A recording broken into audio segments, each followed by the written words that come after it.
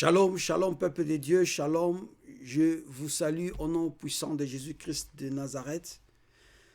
Je suis heureux, bien-aimé, encore une fois aujourd'hui, de venir dans vos petits écrans afin de vous parler de la part du Seigneur, de partager ensemble avec nous la pensée du Seigneur. Mais avant toute chose, je t'inviterai de prier ensemble avec moi afin que nous puissions laisser ce moment entre les mains du Seigneur. Prions au nom de Jésus. Seigneur, Dieu de gloire, Dieu de la Bible, le Dieu d'Abraham, d'Isaac et de Jacob, Père Saint, le Créateur du ciel et de la terre, je laisse ces moments entre tes mains, ô Yahweh. Laisse que, Seigneur Dieu, ton esprit puisse nous conduire, Seigneur, nous enseigner, afin que tous ceux qui vont, ô Dieu, écouter cette parole puissent être exhortés, fortifiés, Seigneur. Père éternel, Dieu de gloire, que nous voulons recevoir avec amour, Seigneur Dieu, avec joie cette parole, que tout ce qui n'est pas de toi s'éloigne loin de nous, dans le nom puissant de Jésus-Christ de Nazareth, que j'ai ainsi prié. Amen. Encore une fois, shalom, bien-aimés dans le Seigneur. Que la paix du Saint-Esprit soit notre partage. Nous allons ouvrir nos Bibles dans le livre de Hébreux, du chapitre 12 au verset 14. Hébreux, chapitre 12 du verset 14. Je vais lire la parole du Seigneur. Recherchez la paix avec tous et la sanctification sans laquelle personne ne verra le Seigneur. Je reprends. Recherchez la paix avec tous et la sanctification sans laquelle personne ne verra le Seigneur. Bien-aimés dans le Seigneur, nous allons parler aujourd'hui, essayer de parler selon la volonté de Dieu, de la sanctification. Le thème, c'est l'importance de la vie de sanctification, l'importance de la vie de sanctification, l'importance de la vie de sanctification. Pourquoi nous devons vivre la vie de sanctification? Bien-aimé dans le Seigneur, c'est une question que je me suis posée et à partir de cette question, de la réponse que nous allons partager, voir, car, bien-aimé, le temps que nous sommes en train de passer, nous savons tous que nous sommes dans le temps du soir, le temps est difficile tous les jours, les choses s'empirent et que, bien-aimé dans le Seigneur, ça nous montre, ça nous dit, ça nous signale la venue du Seigneur. Il pourra aujourd'hui même ou demain revenir. Voilà pourquoi ce thème est très important afin que tout le monde, chacun de nous puisse avoir conscience et de marcher selon la sanctification comme déclare la Bible dans Hébreux chapitre 12 du verset 14. Mais avant de d'entrer dans le vif sujet, je vais, bien-aimé dans le Seigneur, en petits mots, nous parler de la sanctification. Lorsqu'on parle de la sanctification, donc la sanctification, c'est l'action de sanctifier. Sanctifier, c'est rendre pur, rendre saint. Sanctifier, c'est rendre saint. Donc, cela a trait à la sainteté. Donc, rendre quelque chose saint, rendre une personne sainte. Or, ce domaine, c'est dans le domaine de Dieu. Ça, c'est le domaine de Dieu, car c'est Dieu qui rend un homme saint. C'est Dieu qui déclare un homme saint. Ce n'est pas un homme qui déclare un homme saint, mais c'est Dieu qui, par sa souveraineté, déclare un homme saint. Un homme ne devient pas saint après sa mort. Mais non, mais un homme devient saint lorsqu'il est encore vivant. Et je voulais souligner quelque chose de très important. Ce n'est pas l'homme qui déclare l'homme saint, mais c'est Dieu qui déclare l'homme saint. Bien-aimé dans le Seigneur, c'est la parole de Dieu qui nous le dit. Car c'est Dieu. Si nous lisons 1 Pierre chapitre 1 du verset 15, 1 Pierre chapitre 1 chapitre 1 du verset 15, 1 Pierre chapitre 1 du verset 15, la Bible dit « Car c'est la volonté de Dieu qu'en pratiquant le bien, vous réduisiez 1 Pierre, non ça c'était 1 Pierre 2 que je viens de lire, je disais 1 Pierre 1 du verset 15. Verset 15, la Bible dit, mais puisque celui qui vous a appelé est saint, vous aussi soyez saints, car dans toute votre conduite, je reprends, mais puisque celui qui vous a appelé est saint, vous aussi soyez saints dans toute votre conduite. Verset 16, la Bible dit, selon qu'il est écrit, vous serez saints, car je suis saint. Vous serez saints, car je suis saint. C'est Dieu qui déclare un homme saint. Ce n'est pas un homme qui déclare quelqu'un saint, bien-aimé dans le Seigneur. Quand est-ce que Dieu déclare un homme saint? Quand est-ce que Dieu donne cette identité de la sainteté à un homme pécheur? La Bible dit dans Romains chapitre 10, du verset 9 à 10, si tu confesses de ta bouche le Seigneur Jésus, et si tu crois dans ton cœur que Dieu l'a ressuscité des morts, tu seras sauvé, car en croyant du cœur qu'on parvient à la justice, et c'est en confessant de la bouche qu'on parvient au salut selon ce que dit l'Écriture. Cela veut dire quoi? Lorsque quelqu'un, un mondain, cela veut dire une personne, la personne qui n'a pas Jésus, qui ne connaît pas Dieu, qui n'a pas Dieu dans sa vie, et il confesse Jésus, il déclare le nom de Jésus de sa bouche, parce que confesser, c'est déclarer publiquement. Tu déclares publiquement le Seigneur Jésus-Christ. Et si tu le reçois comme ton Seigneur et Sauveur, et si tu crois dans ton cœur que Dieu l'a ressuscité des morts, la Bible dit que tu seras sauvé. C'est-à-dire, il t'enlève, il te délivre du royaume de ténèbres de Satan et il te transporte dans le royaume de son Fils bien-aimé, dans la lumière de Jésus-Christ de Nazareth. Et lorsque bien-aimé, tu confesses Jésus, tu reçois Jésus dans ton cœur, bien-aimé dans le Seigneur, tu donnes ta vie à Jésus, à l'instant même, le sang de l'agneau vient, le Seigneur Dieu Tout-Puissant va te laver, va laver la personne par le sang de Jésus, selon Hébreux chapitre 9 du verset 22, qui nous dit, Hébreux chapitre 9 du verset 22, je vais lire Hébreux chapitre 9 du verset 22, la Bible nous dit ceci, et presque tout, d'après la loi, est purifié avec du sang. Et sans effusion de sang, qu'il n'y a pas de pardon. Sans l'effusion de sang, il n'y a pas le pardon. Lorsque tu confesses Jésus, c'est-à-dire tu abandonnes ta vie mondaine, tu donnes ta vie à Jésus, le Seigneur Dieu Tout-Puissant va te laver. Il va prendre maintenant le sang de Jésus. Il va te purifier parce que le Seigneur nous purifie.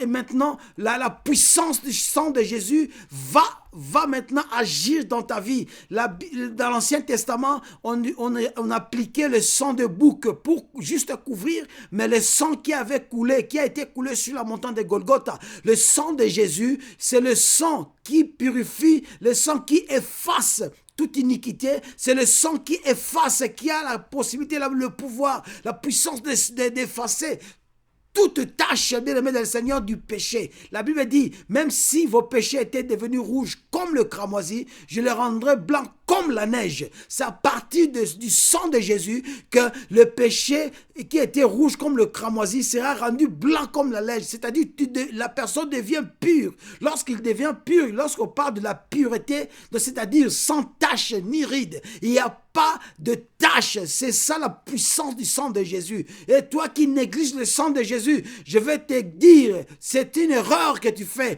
Le sang de Jésus qui a même purifié le ciel, bien-aimé le Seigneur. Le sang de Jésus qui a été coulé sur la montagne de Golgotha, le sang de la rédemption, c'est le sang-là qui purifie. C'est à partir de ce sang-là qui purifie et qui rend l'homme pur. Et lorsqu'il rend l'homme pur maintenant, Dieu déclare la personne sainte. Tu deviens saint, tu es maintenant sans tache. Je vais souligner une chose très importante, bien-aimé dans le Seigneur, lorsque quelqu'un meurt, en confessant Jésus-Christ, il vient à peine de confesser Jésus, il donne sa vie à Jésus et que Dieu le lave pas avec le sang de l'agneau et qu'il devient pur, il est déclaré saint. Dès qu'il meurt, il ira, bien aimé le Seigneur, il ira au paradis. Je vous donne l'exemple dans Luc 23, verset 43. Luc 23, verset 43, pour appuyer ce que je viens de lire. Luc 23, du verset 43. Luc 23, du verset 43, la Bible nous dit, lorsque on nous parle du brigand, les deux brigands qui étaient crucifiés ensemble, un à gauche et l'autre à droite de Jésus, il y avait un qui commençait à se moquer de Jésus. Il dit, si tu es fils de Dieu, libère-toi, sauve-toi et sauve-nous. Il commençait à se moquer de Jésus. Mais l'autre, son collègue, l'autre brigand, lui a réprimandé. Il dit, mais toi, tu n'as pas peur, tu ne crains pas Dieu. Pourquoi tu ne crains pas Dieu? Nous méritons ce que nous avons fait. C'est normal que nous soyons crucifiés. Cette peine, c'est pour nous, mais pas pour lui. Lui, il est juste. Et puis, il tourne vers Jésus, il dit, Seigneur, lorsque tu viendras dans ta gloire, souviens-toi de moi.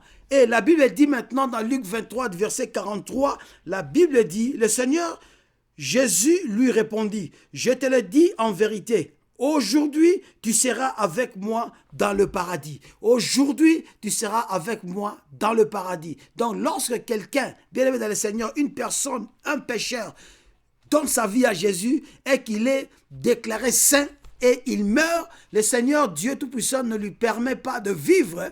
Bien aimé, à l'instant même, il sera au paradis parce qu'il est saint. Ce sont des saints qui seront au paradis. Ce sont ceux qui sont justifiés qui seront au paradis. Mais il y a un problème, bien aimé le Seigneur, si lorsque tu reçois Jésus-Christ dans ta vie et que Dieu te déclare saint, lorsque Dieu te déclare saint et que tu continues ta marche, tu continues à vivre, maintenant c'est à toi maintenant d'appliquer Hébreux chapitre 12 du verset 14 qui dit « Et la sanctification, rechercher la paix avec tous ». Si on dit rechercher la paix avec tous, cela veut dire avec les hommes et avec le ciel. Lorsqu'on parle du ciel, donc, tu dois chercher la paix avec les hommes, tu dois chercher aussi la paix avec Dieu. Et il dit, et la sanctification sans laquelle personne ne verra le Seigneur. Donc la sanctification, bien aimé, c'est la clé du royaume. C'est la sanctification maintenant. L'homme maintenant doit commencer à chercher à garder sa pureté, à garder son état de sainteté. Je reprends ce que j'avais dit avant, c'est Dieu qui déclare l'homme saint. Ce n'est pas un homme qui déclare un homme saint. Lorsque vous voyez quelqu'un déclarer un homme saint, c'est là il se met à la place de Dieu. C'est un blasphème. C'est un blasphème, bien aimé dans le Seigneur. C'est une abomination, je dirais. C'est une abomination, car cela est réservé à Dieu seul le pouvoir de déclarer quelqu'un saint. Et on ne déclare pas, bien aimé dans le Seigneur, une personne sainte lorsque la personne est morte. On déclare quelqu'un saint lorsque la personne est encore vivante. C'est Dieu qui déclare, car Dieu, notre Dieu, le Dieu de la Bible, le Dieu créateur de toutes choses, le Père de notre Seigneur Jésus-Christ de Nazareth, l'homme de Galilée, le ressuscité le troisième jour, son Père, c'est celui qui déclare ça. Il n'est pas un Dieu de mort, mais il est le Dieu de vivant. Voilà, bien aimé le Seigneur. Donc maintenant, lorsque tu commences à marcher sur cette terre, c'est toi maintenant qui dois chercher à garder ton état de sainteté. Ton état de sainteté, pourquoi? Parce que Dieu t'a mis à part. Cela veut dire quoi? Lorsque la sainteté, c'est-à-dire la mise à part, la consécration, Dieu te consacre, tu deviens, tu appartiens maintenant à Dieu. Lorsque Dieu sanctifie, lorsque Dieu déclare quelqu'un saint, c'est-à-dire il le met à part, il enlève, il lui déplace, il le met à part afin de l'appartenir. Pourquoi? Parce que lui-même, il est saint. Lorsque, si tu lisons dans 1 Pierre chapitre 1 du verset 15 au verset 16, 1 Pierre chapitre 1 du verset 15 au verset 16.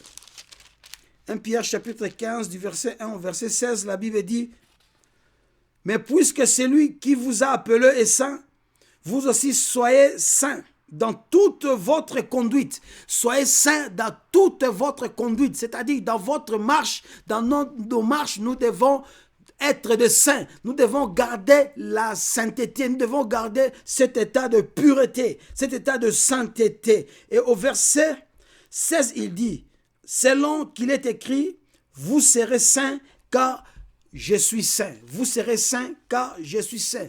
Nous devons être les saints car Dieu, le Dieu qui nous a appelés, qui nous a choisis, est saint. Est saint, bien-aimé dans le Seigneur. Je vais lire un ou deux versets qui vont, bien-aimé dans le Seigneur, nous prouver que ce sont les vivants qui sont déclarés des saints et pas les morts, bien-aimé. C'est dans 1 Corinthiens chapitre 14. Je vais lire 1 Corinthiens chapitre 14 du verset 33.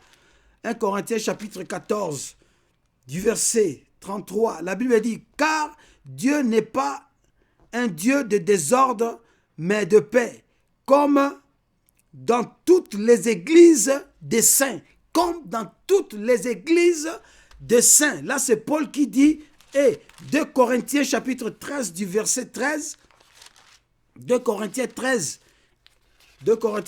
du verset 13. La Bible dit que la grâce du Seigneur Jésus-Christ, l'amour de Dieu et la communion du Saint-Esprit soient avec vous. Que la grâce soit avec vous, soit avec vous, soit avec vous. Comme dans Éphésiens chapitre 1 du verset 1. Paul, apôtre de Jésus-Christ par la volonté de Dieu, aux saints qui sont à Éphèse et aux fidèles en Jésus-Christ. Vous voyez, Paul appelle tous les chrétiens qui sont à Éphèse des saints. Ce sont les hommes des vivants qui sont des saints. On déclare quelqu'un saint lorsque il est encore vivant et non lorsqu'il est mort. Mais ma question est celle-ci. Pourquoi l'homme doit marcher dans la vie de sanctification, ou l'importance de la vie de sanctification? Bien-aimés dans le Seigneur, nous allons essayer de voir dans la parole de Dieu quelques points qui nous donnent l'importance de marcher dans la vie de sanctification. Toi qui négliges cette vie de sanctification, toi qui ne sais pas, et aujourd'hui, bien-aimé, le Saint-Esprit va nous parler et nous dira quelque chose de bon. Nous avons lu dans 1 Pierre chapitre 1 du verset 15 au verset 16 que nous devons marcher dans la vie de sanctification, dans toute notre conduite, selon ce qui est écrit. Soyez saints car je suis saint. Mais puisque celui qui vous a appelé est saint, vous aussi soyez saints dans toute votre conduite. Selon qu'il est écrit, vous serez saints car je suis saint. Nous, bien-aimés dans le Seigneur, nous devons marcher dans la vie de sanctification parce que cela, c'est le commandement de Dieu. C'est Dieu qui donne ce commandement. C'est un ordre venus du Seigneur parce que, pourquoi? Parce qu'il nous a sanctifiés, il nous a donné, il nous a accordé sa sainteté. Sa sainteté. Bien aimé le Seigneur, je n'ai jamais vu quelqu'un puisse partager quelque chose de particulier, quelque chose de particulier de sa vie à quelqu'un d'autre, si ce n'est que Dieu. Parce que Dieu a accepté de partager sa sainteté avec l'homme. Dieu veut, comme auparavant, lorsque Dieu a créé Adam et Ève étaient des saints, ils étaient purs, ils étaient des saints. Et lorsqu'ils ont perdu leur sainteté maintenant, ils sont devenus impurs. Voilà pourquoi Jésus-Christ était venu, afin de rendre à l'homme son état initial de la sainteté. Alléluia. Bien-aimés dans le Seigneur, donc nous devons marcher dans la vie de sanctification, où l'importance de la vie de sanctification, c'est parce que c'est un commandement de Dieu. C'est un commandement de Dieu, dont c'est Dieu qui donne cet ordre. C'est un ordre de Dieu. Je vais lire 1 Thessaloniciens 4 du verset 3. Ce que Dieu veut, c'est votre sanctification. Ce que Dieu veut, c'est votre sanctification. C'est le désir, la volonté de Dieu. C'est le commandement de Dieu. Il veut, je veux. Donc c'est un ordre. Je veux que. Oh, un ordre, on obéit à un ordre. On ne désobéit pas à un ordre. Un ordre, on l'exécute. Vouloir ou pas, on doit exécuter. Et celui qui n'exécute pas l'ordre d'un supérieur, c'est un rebelle. Il se rebelle. C'est une personne à condamner. Il est condamnable. Donc ceux qui ne marchent pas, ceux qui ne recherchent pas la sanctification, ceux qui ne veulent pas marcher dans la vie de sanctification, bien aimé le Seigneur, ils sont condamnés. Le Seigneur va les juger, car ils désobéissent. Ils sont des rebelles. Ils se rebellent contre Dieu. Ils ne veulent pas obéir à la loi de Dieu. Ils ne veulent pas obéir, mettre en pratique l'ordre de Dieu. Ils ne veulent pas honorer Dieu, parce qu'un inférieur doit toujours obéir aux ordres de son supérieur. Bien aimé, Seigneur, dans l'armée, bien aimé, lorsqu'il y a un ordre, un officier supérieur donne un ordre, tous ceux qui sont des inférieurs ne discutent pas. Ils pratiquent cela, ils obéissent automatiquement, impérativement. Ils obéissent. Et un enfant de Dieu doit obéir à l'ordre de Dieu. Comme Dieu, c'est un commandement, comme il a donné ce commandement, comme c'est un ordre venu de Dieu, nous sommes obligés de chercher, de marcher dans la vie de sanctification. Sinon, c'est la condamnation. Sinon, c'est le jugement, bien-aimé dans le Seigneur. Et tous ceux qui ne veulent pas, dans leur vie, marcher dans cette vie, ils sont jugés, bien aimé dans le Seigneur. Ils sont déjà condamnés. Deuxièmement, je vais lire Hébreu. Nous avons lu dans Hébreu chapitre 12, du verset 14, cherchez la paix avec tous et la sanctification, sans laquelle personne ne verra le Seigneur. C'est l'assurance. C'est nous marchons dans la vie de sanctification. C'est où l'importance de la vie de sanctification, c'est parce que la vie de sanctification, c'est une assurance de la perfection aux cieux. C'est une assurance de la perfection aux cieux. Cela permet, et la sanctification sans laquelle personne ne verra le Seigneur. Donc si tu ne marches pas dans la vie de sanctification, bien aimé, tu ne verras pas le Seigneur. Tu ne verras pas la main de Dieu. Même sur cette terre, tu ne verras jamais la main de Dieu. Il dit, et sans la sanctification, personne ne verra le Seigneur. Nous sommes, bien aimés le Seigneur, l'important c'est parce que nous sommes un peuple mis à part. L'importance de la vie de sanctification, nous devons marcher dans la vie de sanctification parce que nous sommes un peuple mis à part par Dieu. Quand j'avais dit que c'est Dieu qui sanctifie et c'est lui qui nous met à part. Je vais lire selon Lévitique chapitre 20 du verset Lévitique chapitre 20 du verset 26. Il dit, vous serez saints pour moi, car je suis saint, moi l'Éternel. Je vous ai séparés des peuples afin que vous soyez à moi. Afin que vous soyez à moi. Je reprends ceci, bien dans le Seigneur. Vous serez saints pour moi. Donc nous sommes des saints pour Dieu. Nous sommes sanctifiés pour Dieu. C'est pour Dieu que nous sommes saints. C'est pour Dieu que nous cherchons la sanctification. C'est pour Dieu, bien aimé dans le Seigneur. Ce n'est pas pour une autre personne. Ce n'est pas pour ma femme. Ce n'est pas pour mes enfants. Ce n'est pas pour mon chef. Ce n'est pas pour le président de la République. Ce n'est pas pour le pasteur. Ce n'est pas pour l'évangéliste. Ce n'est pas pour un homme de Dieu. Ce n'est pas pour qui que ce soit, mais c'est pour Dieu que nous sommes des saints. Vous serez saints pour moi. C'est pour Dieu que nous serons des saints, car je suis saint. Moi l'Éternel, je vous ai séparés de peuple. Je vous ai séparés de peuple. Je vous ai mis à part. Je vous ai mis à part. Je vous ai détaché de ce peuple impur. Je vous ai détaché ce monde impur. Pourquoi? Afin que vous soyez à moi, dans d'autres versions, afin que vous m'appartenez, afin que vous m'appartenez. Bien aimé, nous devons marcher dans la vie de sanctification parce que nous appartenons à Dieu, parce que nous sommes l'appartenance de Dieu, parce que nous sommes de propriété privée de Dieu. Nous n'appartenons pas aux hommes, bien aimé, Seigneur. Voilà pourquoi nous devons marcher dans la vie de sanctification. Le point 4. Nous devons marcher dans la vie de sanctification, c'est afin que nous soyons irrépréhensibles lors de l'avènement de notre Seigneur Jésus. Bien aimé, 1 Thessaloniciens chapitre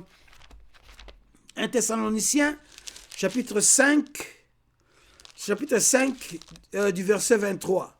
La Bible dit que le Dieu de paix vous sanctifie lui-même. Que le Dieu de paix vous sanctifie lui-même. Donc cela nous prouve que c'est Dieu qui sanctifie, c'est Dieu qui met à part, c'est Dieu qui rend l'homme saint, c'est Dieu qui rend l'homme pur, que la paix et que le Dieu de paix vous sanctifie lui-même tout entier, et que tout votre être, c'est-à-dire l'esprit, l'âme et le corps, soit conservé irréprochable lors de l'avènement de notre Seigneur Jésus-Christ. Donc si nous cherchons, nous devons marcher dans la vie de sanctification, c'est afin que nous gardons cette sainteté.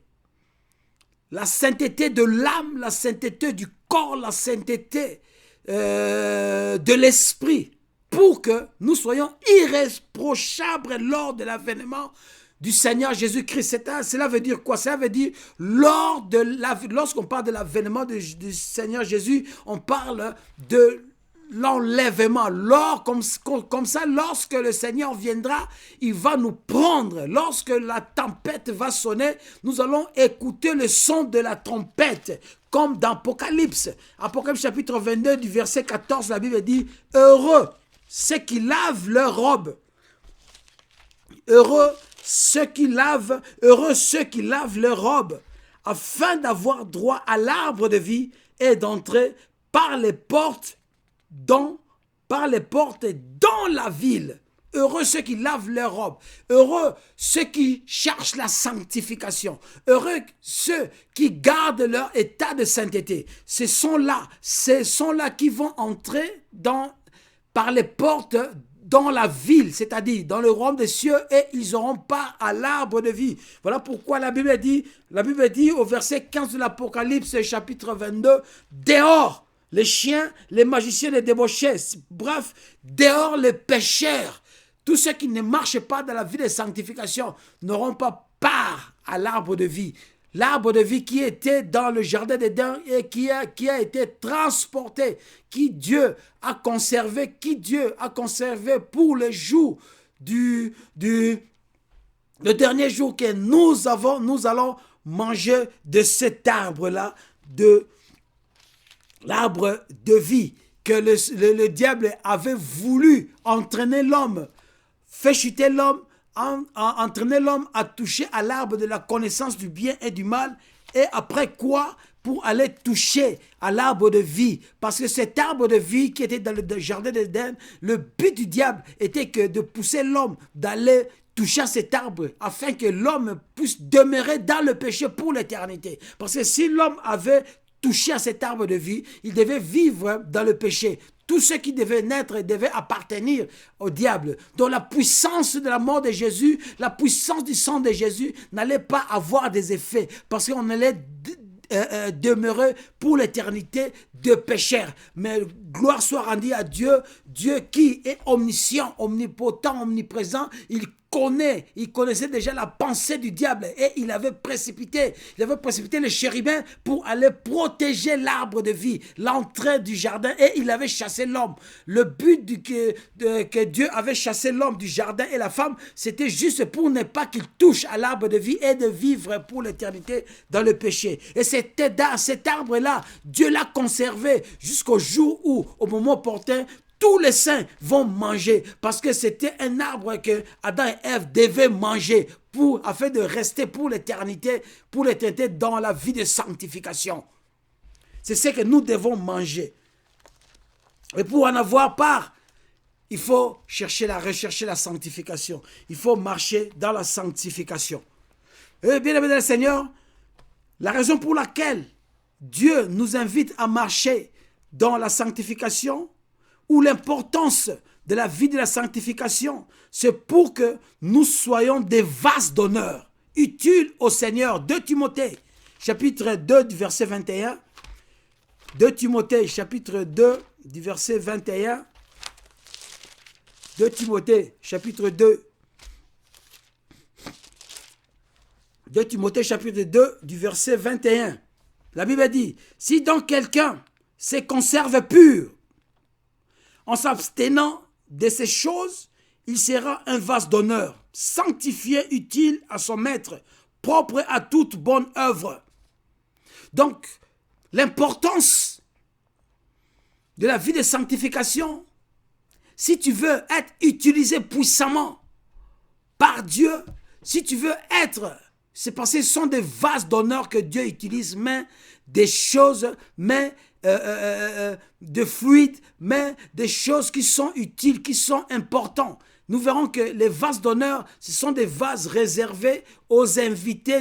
Il y a des ustensiles dans la maison, des assiettes, comme nous en Afrique. En Afrique, plus précisément, il y a des assiettes, il y a des verres, il y a des couverts, il y a même des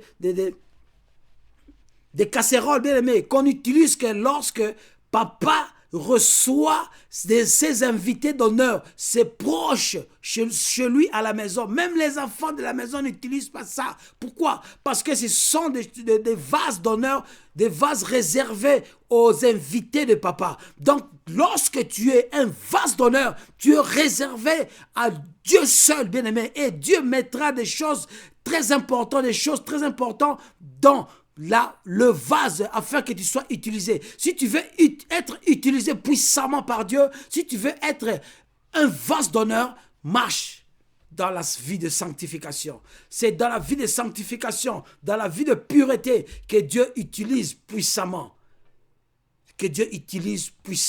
Voilà pourquoi, bien aimé, beaucoup ont bien commencé comme des vases d'honneur et ils finissent comme des vases d'argile qui se brisent facilement. Lorsqu'ils pêchent, ils tombent, ils perdent leur sainteté. Au lieu de recourir à Dieu pour demander pardon, ils font quoi? Ils vont aller chercher les gris-gris afin qu'ils soient utilisés, croyant que c'est Dieu qu'ils utilisent, mais ce n'est pas Dieu. Et je vais souligner une chose très importante, la grâce est trompeuse. Oui, la grâce est trompeuse, bien aimé. Dieu peut, tu verras que tu es devenu dans le péché, tu deviens péché, tu pratiques le péché, pasteur, tu pratiques le péché, homme de Dieu. Et que lorsque tu pries, il y a des guérisons. Lorsque tu prophétises, il y a l'accomplissement de la parole. Laisse-moi te dire, c'est afin que la parole de Dieu qui est écrite dans Ésaïe chapitre 42 du verset 8, qui nous dit que je ne donne pas ma gloire à personne ni mon honneur aux idoles. que cette parole puisse s'accomplir parce qu'il y a encore des bébés, il y a des âmes que le Seigneur doit conserver. Parce que si le Dieu Tout-Puissant n'agit plus, ces âmes-là risquent de quitter, de ne plus croire. Voilà pourquoi Dieu agit. Dieu continue à agir malgré le péché du berger, le péché du pasteur de l'église, le péché de l'homme de Dieu. Mais laisse-moi te dire, homme de Dieu, mais ce qui est malheureux, car la grâce est trompeuse. La grâce est trompeuse. Dieu continue à t'utiliser, mais à la fin, tu seras jeté dans le feu ardent. Donc, c'est mieux de rechercher la sanctification afin que, frère, que tu sois un vase d'honneur utile au Seigneur Jésus. Et nous utilisons, l'importance de la vie de sanctification, c'est pour que le Seigneur puisse se manifester. C'est pour que le Seigneur puisse se manifester, comme nous avons lu dans Hébreux chapitre 14, se manifester sur cette terre. Tu es le vase d'honneur et c'est là où Dieu va se manifester. C'est là où, lorsque Dieu veut faire quelque chose, va utiliser ce vase. La manifestation de Dieu sera toujours dans ce vase. Dieu ce sera un vase que Dieu va conserver jalousement pour ne pas le perdre. Nous marchons dans la vie de sanctification où l'importance de la vie de sanctification, c'est pour que le Seigneur puisse se manifester. C'est parce que Dieu lui-même est saint. C'est parce que Dieu lui-même est saint. L'importance de la vie de sanctification, c'est parce que celui qui nous a appelés est saint. Et que nous lui appartenons. Comme nous avons lu. Comme nous l'appartenons, nous sommes. Il a dit dans Genèse chapitre 1, verset, je vais lire à partir du verset 24. Genèse chapitre 1, à partir du verset 24. À partir du verset 26, je lis à partir du 26. Puis Dieu dit, faisons l'homme à notre image, selon notre ressemblance, et qu'il domine sur les poissons de la mer, sur les oiseaux du ciel, sur les bétails, sur toute la terre et sur tous les reptiles qui rampent sur la terre. Ce qui m'intéresse, c'est le verset 26 de partie A, la partie A qui dit,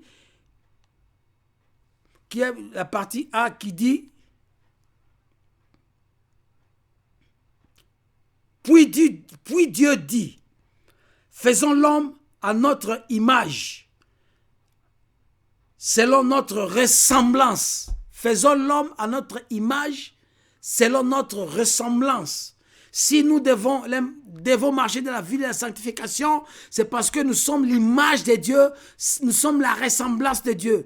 Dieu est saint, nous devons être des saints. Son image, il est le Dieu Tout-Puissant et nous aussi, nous devons lui appartenir, nous devons marcher dans la pureté. Dieu est pur. Dieu est pur, Dieu est saint. Nous devons être purs, nous devons être saints, bien-aimés dans le Seigneur. Bref, ce sont ceux qui marchent dans la vie de sanctification qui vont voir le Seigneur, bien-aimés dans le Seigneur. Nous voyons tout ce qui est en train de se passer sur cette terre. Nous voyons tout ce qui est en train de se passer, bien-aimés, sans ignorance, selon la parole de Dieu. Nous voyons tout ça. Et nous devons, bien-aimés, ouvrir nos oreilles, nos yeux pour voir, pour écouter, le cœur pour comprendre, bien-aimés, où nous sommes. Ce n'est plus le moment de jouer. Ce n'est plus le moment de chercher quoi que ce soit. Ce n'est plus le moment de blaguer. Mais c'est le moment où tu dois chercher la vie de sanctification. C'est le moment où nous devons nous accrocher à Dieu. C'est le moment où nous devons nous asseoir au pied du Maître. C'est le moment où nous devons être des vases d'honneur afin que nous soyons irréprochables parce que nous ne savons pas. Ça pourra se produire maintenant, ça pourra se produire aujourd'hui ou demain. Mais bien aimé dans le Seigneur, par rapport à ce qui se passe, je crains que Seigneur, bien aimé dans le Seigneur, que ça soit d'ici là, que ça soit d'ici là. Voilà pourquoi nous sommes obligés de marcher dans la vie de sanctification. Bien aimé dans le Seigneur, il y a un verset qui me monte à cœur, dans Apocalypse. Apocalypse chapitre 22 du verset 11, la Bible dit que celui qui est injuste soit encore injuste, que celui qui est souillé s'essuie encore, et que le juste pratique encore la justice, et que celui qui est saint se sanctifie encore, et que celui qui est saint se sanctifie encore, et que celui qui est juste pratique encore la justice, et que celui qui est injuste soit encore injuste, et que celui qui est souillé s'essuie encore. Tu verras, bien-aimé dans le Seigneur, ça c'est une moquerie. Ça, Dieu est en train de se moquer de ceux qui ne veulent pas se sanctifier. C'est comme si quelqu'un ne veut pas, tu donnes conseil à l'enfant de ne plus voler. Tu dis, continue à voler, continue à voler. Un jour, mais toi, continue à voler. Tu ne veux pas écouter, continue à voler. C'est ce que la parole, c'est avec cet accent-là, le Seigneur est en train de dire. Toi, tu es en train de t'essuyer, continue à t'essuyer, continue à demeurer injuste. Mais toi qui es juste, continue à te justifier, continue à marcher dans la justice, continue à chercher la sanctification. Toi qui marches dans la sanctification. Bien-aimé dans le Seigneur, ce n'est plus le moment de marcher. Si tu vois, tu as à côté quelqu'un qui ne veut pas se sanctifier, qui ne veut pas marcher dans la vie de sanctification, c'est le moment de l'abandonner. Bien-aimé dans le Seigneur, abandonne-le. Maintenant, tout le monde est en train de courir. Même nous, les hommes de Dieu, nous sommes en train de chercher, bien-aimé dans le Seigneur, la vie éternelle. Nous cherchons aussi la vie éternelle, bien-aimé dans le Seigneur. Je suis à la fin de mon message. Le message est que nous devons chercher. Toi qui ne veux pas marcher dans la vie de sanctification, lis Apocalypse chapitre 22 du verset 11. Lis Apocalypse chapitre 22 du verset 11, tu descends jusqu'au verset 15, tu comprendras. Mais ce que je vais te dire, de rechercher la paix avec tous et la sanctification sans laquelle personne ne verra le Seigneur. Le Seigneur revient bientôt.